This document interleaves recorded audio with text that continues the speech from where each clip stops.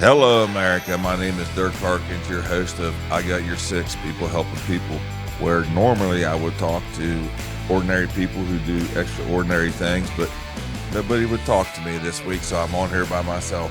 Hey, I was going to share my story, but man, there's just something that happened over this past week that just blows my mind away. And the reason I don't have one ordinary person on here today doing extraordinary things is because what we're about to talk about was a bunch of ordinary people coming together, rallying around some families in our community and doing extraordinary things. So a couple of weeks ago, we had Mark Smith on here, and he was talking about he wished it was like September 12th again, the day after 9/11. And when he first said it, it kind of blew my mind. I'm like thinking. And as he went on and spoke so well about the patriotism, the pride, God first, not worrying about what your neighbor is, white, black, Democrat, Republican, Methodist, atheist, whatever it is, everybody's running to your neighbors to help, you know what I mean? And what a display we saw over the past 10 days that we can talk about some of this. And not just this time, our community does this all the time. You see it over and over again when somebody's in need. So everybody who jumps in out there, man, I just want to tell you thank you. I appreciate everything.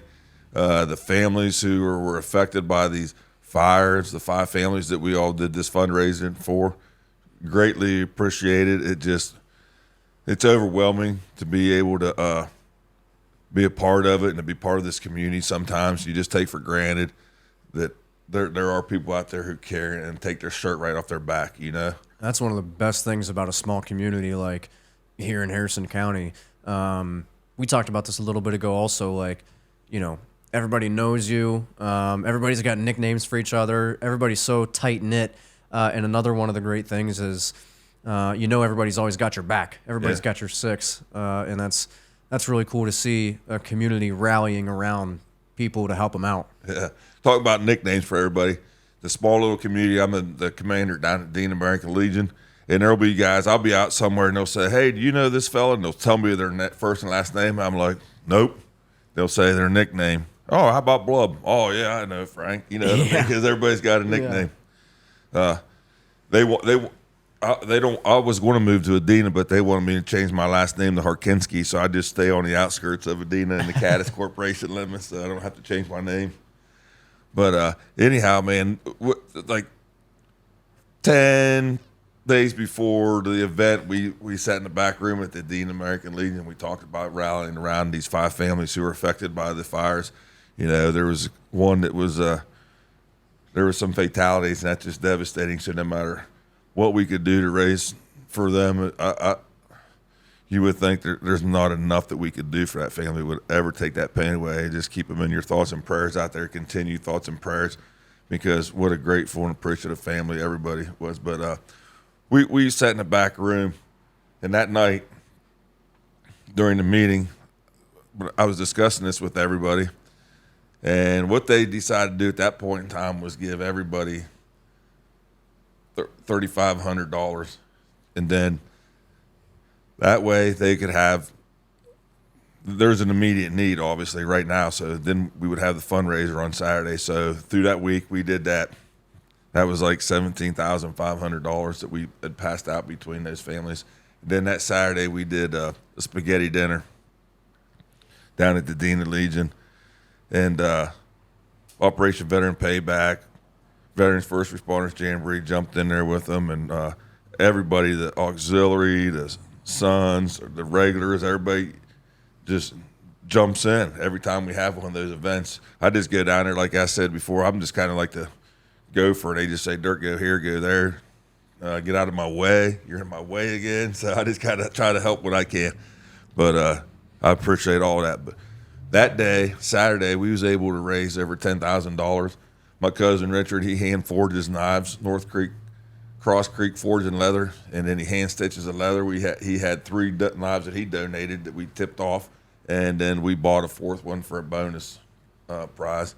So all together it was $28,000, like $900 or $790, and we just rounded that up to $29,000. So you talking about the community rallying around somebody and something to be proud of. I just felt it was important to talk about that before I share my story. You know what I mean? Maybe I'll do that next week. But I want to.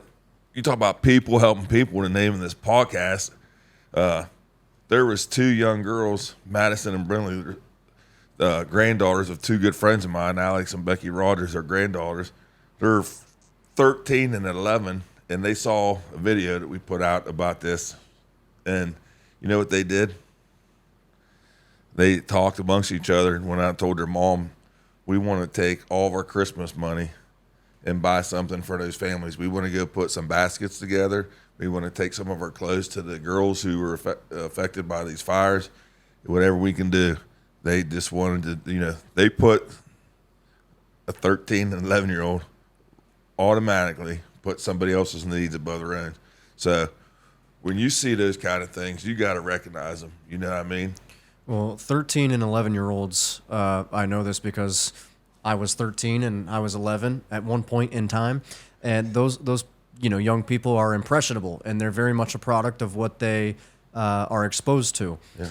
And when you hear something like that, you can't help but feel good about they were exposed to something or somebody or someone that told them that, whether explicitly or implicitly, that was the right thing to do. Yeah. And above all else, they had that, they felt that need to help those in need, and those are the cool things you like to hear about. Yeah. Oh yeah, their parents, their grandparents instilled that on them.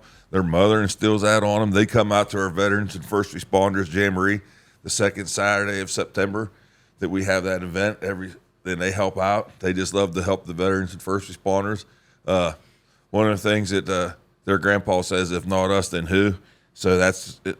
They'll probably end up getting it tattooed on them one of these days, But they come from some good family and upbringing, and it's just great to see that they are picking it up. And one of the things about this community, there's a lot of youngsters out there doing those types of things, and it's just grateful to see. And that's where they're very impressionable, like you said. So this is where we got to instill those types of things on our grandkids, our kids. That be grateful for what you have, and if you have a little bit that you can help somebody with, then do that.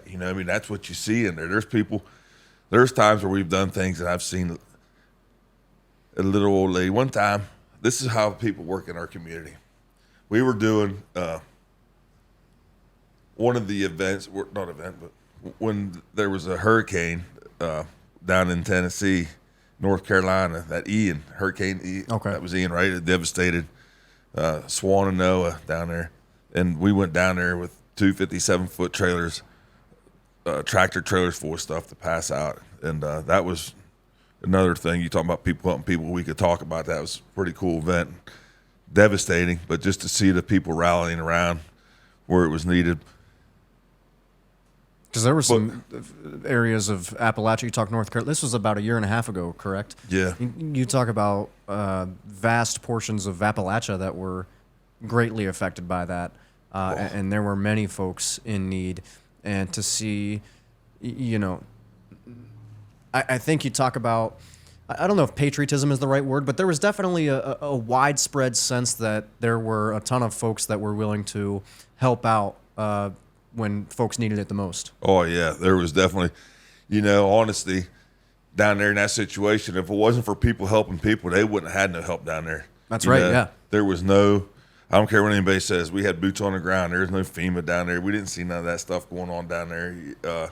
It was literally people helping people. We went up into the, what's it called, Black Mountain, and truckloads of fuel and food and everything else just to try to reach people up in there. And it was people helping people, brother. That's all it was. And they rallied around each other. But there was a lady came into the Dean American Legion. We were taking these truckloads down, and she brought in a sandwich baggie with some Band-Aids and different things in it, and like 3 cans of soup. She said, I don't have much, but I want to give you what I got. You know what that meant? Oh, man. I didn't get to see it. I was out gathering up stuff for that event. to take it down to the field of trucks. When I came back to that Legion post, there was people in tears. Because this lady, when everybody gives a little bit, nobody has to do a lot. And she gave what she had, and she was very proud to do that. And, it makes me emotional to think about it. I mean, so that's when things like that happen, it makes everything worthwhile. You know what I mean? Yeah. Every second of it. No doubt about it. So I really get excited, especially when I see those kids do it. Just like Daisy, we had her on here not too long ago. She sets a standard for a lot of them young kids. I think she's good at doing those things and helping people out. So it's all around us if we look. It's all around us if we just reach out and ask people for help, because they're going to come running. I don't know how many times I can say I'm grateful for this community and thankful just to be a part of it, and the people that rally around you. There's a time. And that's one of the things I'll talk about when I share my story about why I like to do these things. Because there was a time